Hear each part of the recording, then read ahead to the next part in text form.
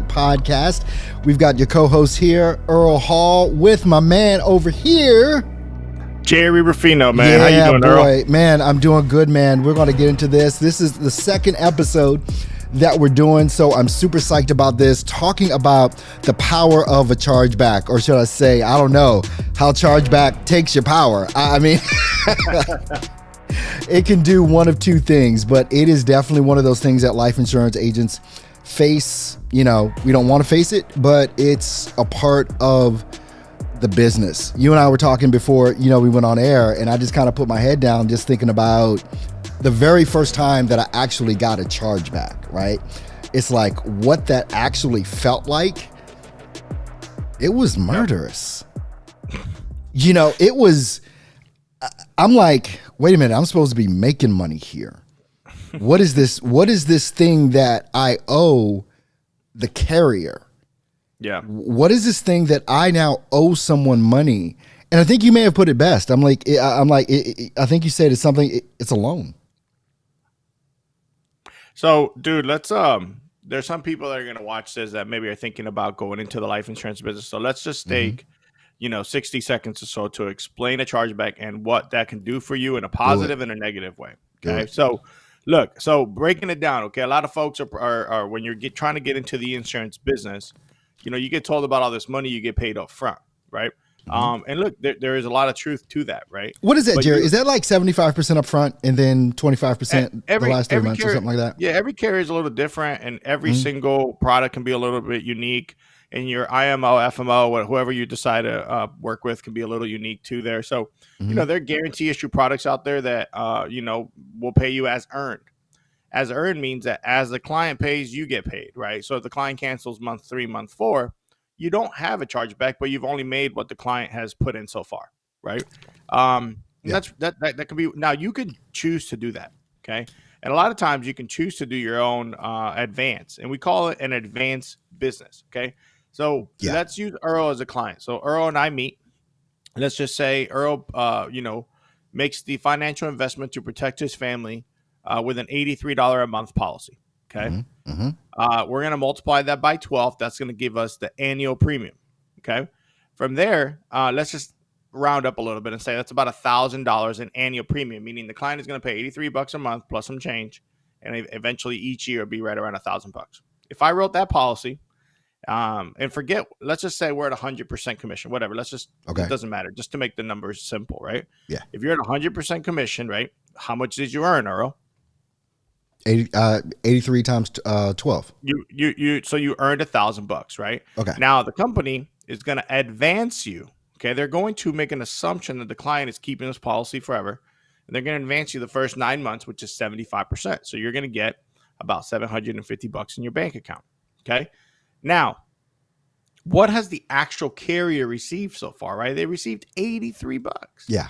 Now they're giving you $750. So what people don't realize, and we'll talk about, how to minimize chargebacks and how, get better at those things really quick at the end. But there's a lot that goes into just offering somebody life insurance. It's not like you can offer it and be done, right?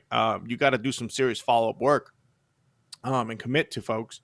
As you get to it, understanding that the sale actually starts, right? The sale is, okay, let me offer you the product. But then there's a sale of retention.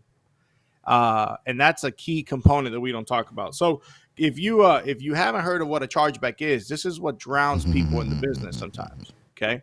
You go out there, you write questionable business. Maybe you're offering somebody more than they can afford just because you're like, man, I need this advance. And then before you realize it, they're interest-free loans, guys. So they're advancing you 9 months. Now, they're great because you can do a lot with that money to continue to, build it and build it and build it and be very profitable.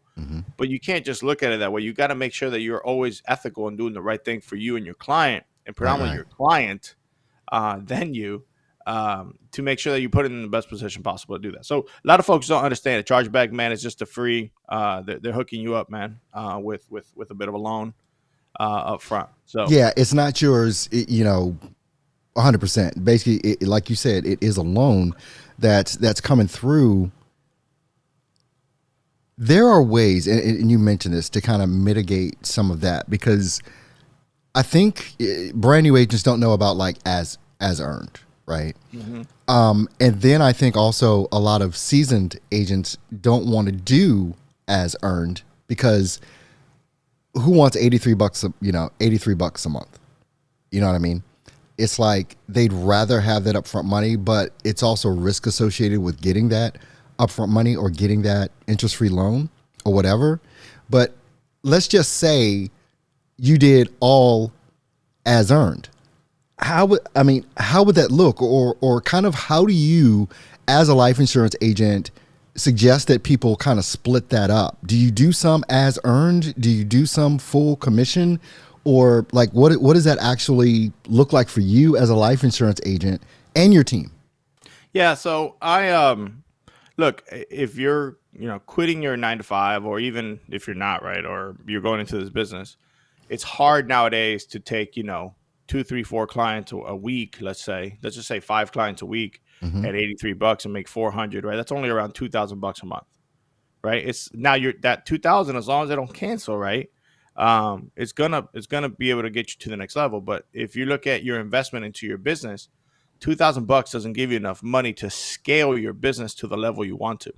Mm-hmm. Now, what a lot of businesses do, Earl, and this is what's funny, right? If you go open a restaurant, right, you're gonna go take out a big loan for something, right? Whether it's the rent, or you're gonna go build, you're gonna raise finances to be able to build and establish your business. Guys, we're doing something similar, right? We don't have the massive initial investment of, if you want to franchise something of 100,000, 200,000, $1 million, right? Whatever it is, you have your investment of you finding clients, which a lot of folks do through leads, right? And making sure that you go out there and help those clients. So, I personally always take an advance because it's an interest-free loan. I don't know where else I'm going to find that. But I also understand that I have to work my clients and focus on my clients' retention more now than ever, right? That's something I didn't know in the beginning, and I really didn't understand because it was not something that was talked about. All that was really talked about for me Making money. was, hey, go out there, sell a family, you got money. Well, okay, what about the week when, you know, um, things hit the fan, Mm-hmm. and now, you got 2, 3, 4 chargebacks, and now your account is negative. Now, one thing I didn't explain is what happens. How does the carrier get that money back? Okay. So let's say, Earl cancels, Mm-hmm. like they advanced me the 750. Earl cancels, my account with that carrier is minus 750. So if I sell another exact same policy, I won't be getting an advanced 750. It'll From be that same clearing out carrier. From from that that same kit. from yeah. Correct. Okay. Yeah, yeah. Yeah, you have one account per carrier. Okay, now if you're a captive agent, that's all you got. They have captive agencies have different chargeback Yeah. processes. Okay, but independent agencies, IMOs, FMOs, all those things predominantly do it this way, right? And that's because the IMO or FMO is never really paying you, right? Who's paying you? The The carriers. carrier, Yeah. right? The carriers are taking all the risk. So, but obviously there's a reason they do that, because there's a high risk, high reward kind of a concept, and they do just fine. You're 2, 3, 4, 5, 6, 7, 8, 9, 10 or whatever. So, Mm-hmm. um, yeah, bro, I wish we talked about chargebacks a lot more as we get folks into the business, because Is it's a scary there thing, bro. I know, Gerry, is there I don't know, anyone like teaching or coaching on like what to do with your money, like when that money comes in? Because normally what happens, I mean, brand new agent, you come in, okay, you start making money, you don't know about chargebacks really, you kind of, but it's not going to happen to me, I'm not going to get a chargeback. Yeah. Right? So how should agents, or is anyone talking about what to do with that money? Because most of us are spending that money not just to get more leads or whatever, we're paying rent with that money, we're paying car notes with that money, because this is all we do. We're buying Sony PlayStations and Xboxes and, jewelry for our wife, toys for the kids, man toys, whatever. We're not thinking, no one is thinking that this is a loan, and no one thinks at the beginning it will ever happen to them. At least that's how I felt, right? Yeah. So, Well, so who's talking about the money? You know what I mean? dude, well, and that's where you got to find yourself the right, mentor and partnership. It's not just about comp and who's going to pay you the most or the least or whatever. Yeah. It's also what kind of trainings they're going to offer you along the way, right? Mhm. One of the best sessions I ever went to, and I had several folks that kind of talked to me about it, but in the beginning, you're so worried about making money, right? Because you like got to Right. survive. And I wasn't worried about jewelry or toys or anything. I was worried about daycare, and I was worried about food at the table and all Yeah. that. Yeah. The regular Um, stuff. right, like everyday life stuff. Now, because of the way the system is set up, I could pretty much take care of all that in a week, and then the rest of it was quote unquote business profit. It wasn't Gerry profit; it was business profit. Hmm. And what you do with that business is that's when you can be more intentional and invest in yourself. And like I remember the first session I went to with Arturo Hmm. earlier this year. We had a whole finance conversation with this mastermind group, Hmm. and I had kind of heard some of that before, but I didn't really like listen. Like I heard it, but I didn't listen. Yeah. There's a Yeah. big difference. So, Yeah. Yeah. and that's what I said, man. I got to be more intentional. So everybody in the beginning is so worried about so many different things, and there are a lot of ways to kind of get overwhelmed. Like, hey, do I need an account? Do I not need an account? Do I need a QuickBooks? Dude, you need everything, but you don't need it Dude. today. Okay, you Dude. need everything, but you don't need it today. Yeah. Okay, so don't worry about I'm Earl. The first week I got into it, right? I'm a new homeowner of 2.5 years, whatever, and Hmm. there's a part of the house that I'm like, man, I really want to do this thing on the outside, and I was like, dude, I'm in the life insurance business. I'm gonna be rich, so yeah, let's just do it. So I remember I did it, and I was like biting myself because I'm like, dude, now I haven't made any money in the last few days, and now I'm freaking Hmm. out. And so I was watching this thing on TikTok or no Instagram today that showed all these NBA players when they first started and when they are today, just like their image, right? Hmm. Dude, we're not all gonna be a seasoned. You look at some of these cats out there, right, that Yeah. are absolutely crushing it. Well, they didn't start that way. They had hard stories and they had chargebacks galore. And look, industry standard talks about 25 to 30% chargebacks. Okay. And you got to See, work that's on that. important. I think that needs to be said. Like from the beginning, okay, your money, all right, 25 to 30%, you need to hold like somewhere in reserve from every. It's almost like would you say it's something like maybe every sale, right? Just put 20 to 30% of every sale aside. I mean, should we be looking at it from that perspective? I mean, to just really be intentional about all this because this is going to happen.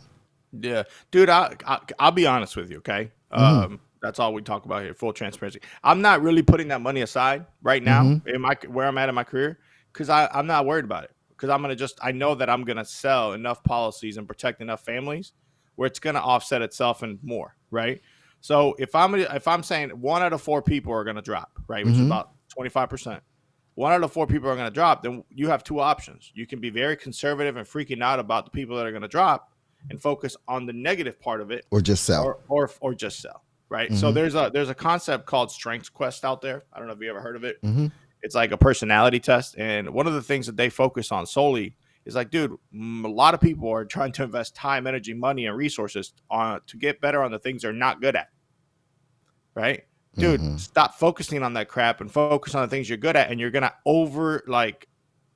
exceed everything you wanted to do. Like, so if you bring up your negative, like if you focus so much on chargebacks, right, and use 90% of your effort to focus on chargebacks and 10% of sales, you're gonna be out of the business, That makes right? perfect sense. When you get a charge back from Mutual of Omaha. Let's just use them as an example. Sure. Right. All right. So you get a charge back from Mutual of Omaha, or maybe one or two.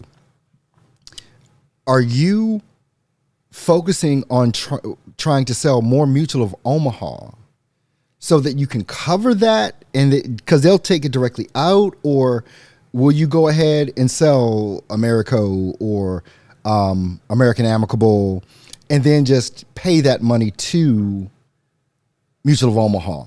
Like, I'm wondering the logistics behind Yeah, that. no, it's a good question. So, Yeah. look, everybody in the beginning wants to get appointed with 1,000 different carriers, right? We Hmm. all do. The problem when you do that, right? And look, I'm not saying don't. I think as time, once again, you need everything, but not today, Yeah. right? Yeah. Yeah. Yeah. Like we should almost coin that, right? You need everything, just not Not today. So, today. um, so yes, you could get more carriers. I don't care about chargebacks or who pays me the most or anything. I'm always going to do what's going to be best for the client. Hmm. Okay. So it may not pay me the highest, but if it makes the most logical, reasonable, and ethical sense for the client, I'm going to do that every time. Right. I don't take money out of my checking account and pay a carrier off very often. I mean, I think I've done that once because and it was because I stretched myself so thin Mm, with carriers that I use that carrier like once every blue moon, and I didn't write enough business. So I'm like, look, let me just take care of this cost, right? mm-hmm.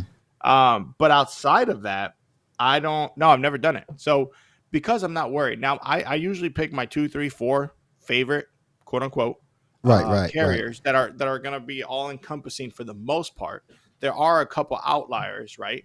But for the most part, right, I'm always going to write business with my top 2, 3 carriers, not because they paid me the highest, because they're just really good, right? Yeah, And they're going to take care of a lot of those needs. And look, when it comes to final expense coverage, right? I mean, there's a lot of carriers that have a lot of flexibility. sure. Um, so no, dude, I didn't do it that way. And I still don't do it that way where I freak out, dude. If I get a charge, I got one last night, right? Mm, It's actually a roll up, but it's still a chargeback to me. So, I got it and I like looked at it and I said, okay, great. Some days when I get that email, it has, a really nice number that I like. Some days it has a little negative next to it of numbers I don't like. right. And all that tells me is like, hey, I'm just the one thing that will drain you in this business, Earl. Well, there's a lot of things, but one of the Mm, things that will drain you in this business, and I see people do this all the time because they think they're outsmarting the system, and at the end of the day, they get themselves in massive debt. Is just because you got a big chargeback with one company does not mean you start writing all your other business with another company, because chargebacks will come and now you got two companies you're massively in debt with. Then you do it with a third and a fourth, and before you know it, and you're doing it because you got to pay your bills. And I get that. But remember, dude, like you got to pay who's paying you first, mm-hmm, right? mm-hmm. So if you're getting these loans from the companies, man, you got to pay it back. Well, I mean, yeah, it's going to happen, or you'll just start losing carriers because you're not paying that And you're debt out of the back, business. right? And we can talk a little bit about the even more scary side of this, which is roll up debt, like you just mentioned, right? And Yeah. you didn't even want to mention it, but we know that this is a part of building a business and having a team. Some of those team members are going to be getting chargebacks, and if they quit the business, is this how it works? That if they quit, they're not selling anymore after a certain amount of time, that debt rolls up to that upline, and that upline is now responsible for it. Is that how it works? Yeah, I mean, look, that's part of bringing on a team, right? You're endorsing Yeah. those people, and you're saying, hey, like they're gonna work with me, and you make an override on their business. So it's ultimately your Mm-hmm. responsibility to train them and coach them and build them up. Now it's Mm-hmm. also your responsibility, and this is where I've caught myself saying stuff before because if you do it long enough, you're gonna get roll up debt, and you're gonna get chargebacks, obviously. But I've caught myself complaining about, man, I can't believe this happens. Well, it's my fault. It's my business. I'm not monitoring my business, Mm-hmm. right? So if I have Earl on my team and Earl's having a killer week, right, dude, awesome. Let's praise him, but let's also keep an eye on the back end, right? How Mm-hmm. much of his awesome week, had bank payment issues or frozen bank accounts or things that maybe weren't, dude, there's a lot of people that are not doing legitimate ethical things in this business. And it's super sad because those are the folks Yeah, that really give our business a bad name. definitely. It's not, dude. My biggest suggestion to folks that do this, Earl, is super simple. Do it with an open heart, a servant heart, and a servant mind. Mm. Right? Help people. We're all gonna die, bro. Like Exactly. help Exactly. people. It's not that hard. Like put people first, then worry about you, and everything else will follow. Right? Mm-hmm. Um, and yes, roll up debt sucks. Don't get me wrong, because I don't feel like I should be paying for everybody else's junk when they already took the money and spent it. I got Right. several folks that have done that. Right. Right. And we don't talk about that when it comes to building a team. And I know we're going to have probably an episode on that later on. But Mm-hmm. understand this, okay? If you just work, I'm going to sound like a thing, but if you Yeah. find a system that works, okay? Yeah. And look, buying volume leads, as I called them last time, right? It may or may not work. It worked for me for a year. But there's always people that are going to come behind you in volume leads. And if you're not doing what's best for that client, you better believe somebody's going to do something better. Mm-hmm. There are a lot of great insurance agents out there that are going to do what's best for the client, not best for their pocketbooks. So if I Yeah. go to Earl's house, I meet with Earl, or I do it on the phone, whatever, and I do what's going to be best for me, somebody else is going to call Earl, especially if he did one of the volume leads, like internet leads, and say, man, why did you get that? That's not the best option for you. We really need you to be in this. And Earl's going to be like, oh, yeah, well, let me do that, especially if you Boom. don't have a retention, right? Especially if Boom. you don't have a retention plan. So, dude, we focus so much on sales in this business. We don't talk about retention nearly enough. So, how to help stop and slow down some of those chargebacks? Show people you care about them. 2, 3, 4, 5 days later, 2 days later after you talk to them, right? Are they getting something from you in the mail? Are they, if you don't have the funds for that, or you don't have the, I don't know how you don't have time, but if you don't have the time for something like that, are you adding them on your social media to show them that you're a real human being? If you don't add them on social media because you're like, oh, I like to separate work and family, dude, this is your business. This is social media is business. Let's just get that in there, right? Business. It is business. And I hear so many people saying all the time, I don't do social media. Well, you don't do business, really. If come on now, social media is our ticket into the lives of people and people into our lives. People do business with people that they like. And if you're following people on social media and they're seeing you out with your kids at the park in the ocean playing, and, oh, this is a real dude. Yeah, this is a real chick, right? You know, hands down, bro. Like my wife's birthday was a couple days ago, and I posted a birthday thing on just my regular Facebook, and a bunch of people commented, right? And a bunch of them were clients. There it is. Like a bunch of them were clients, right? And look, I'm not telling you how to run your business or do your thing. Like, do what works for you. But like I said, man, I'm all about doing what's best for the client, right? Doing what's best for the person you're speaking to, not what's best for me. I've done it many times where I've actually told somebody, don't do this. Wait for this other thing that I'm going to send you, and this will be a better opportunity for you. So when most folks are so, dude, and don't get me wrong, I've done that sometimes when I really need the money. Yeah.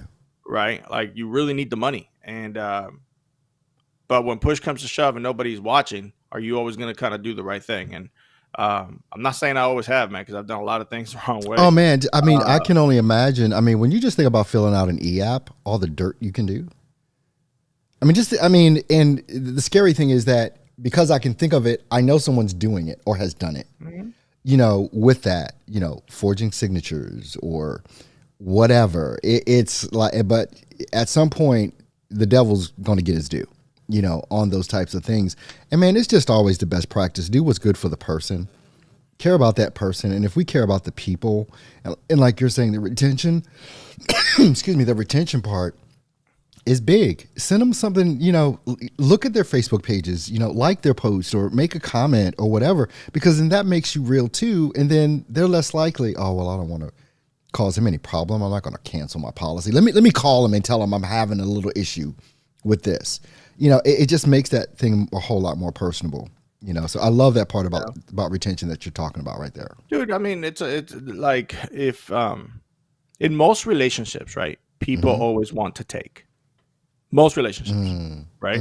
I mean, even some of the ones that we cherish the most, right? Somebody's usually trying to take. Yeah. It's not often you find people that are just always trying to give, right? Sure. Whatever they're trying to give. So, so in your relationship with your clients, don't be the one that always wants to take. You don't take their monthly premiums and be like, oh, I got it. No, dude. Be like, how can I serve you and your family better? And I think if you just took an approach, any insurance agent, any business really took an approach, and you just said, hey, Earl, you randomly call Earl, you randomly text him, you randomly do anything. He's been your client for 2, 3, 4 months. Earl, I just wanted to call you, man. This is Gerry. Bro, I appreciate you, you know, trusting me to be your agent. I know life can get hectic, and I didn't want you to think that not a day goes by where I'm not thankful for clients like you, right? And you know, you and it could be a text, it could be a video message. Video's power. Yeah, right? You turn your phone around, dude, and you send them a video message on their phone, or a call, whatever. Dude, even a freaking email, right? Make yourself stand out a little bit, because the real progress, right, comes in building what you've already established, right? Those people trusted you, at one point. And life will happen, dude. The bank accounts will get frozen. People in the holiday season will lose some money. You got to work with those clients to continue to put them in the best spot, because at the end of the day, when, you know, if you build good enough relationships with them, and you know that, you know, Betty is the beneficiary, right, you want to make sure Betty's going to be in the best spot.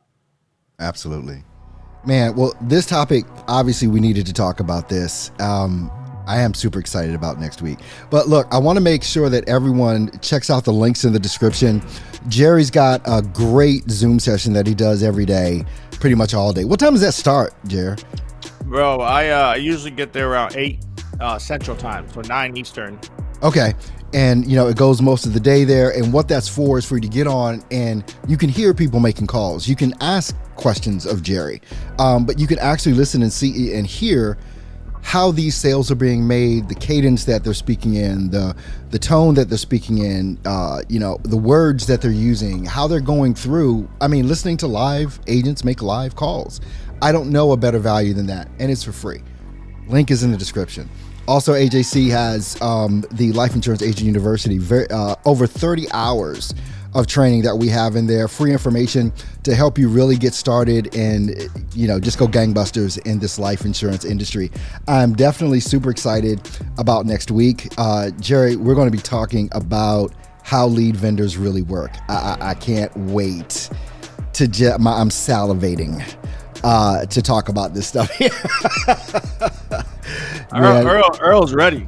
Man, I'm ready. I mean, we are here every Thursday, 9 a.m. Eastern, 8 Central, with this podcast live. Myself and Gerry Ruffino, your two co-hosts here, just two guys talking about the life insurance industry and the challenges, the rewards, the ups and downs, all of it. Just total transparency about what it is that's going on. Final words, Gerry. What do you got for him?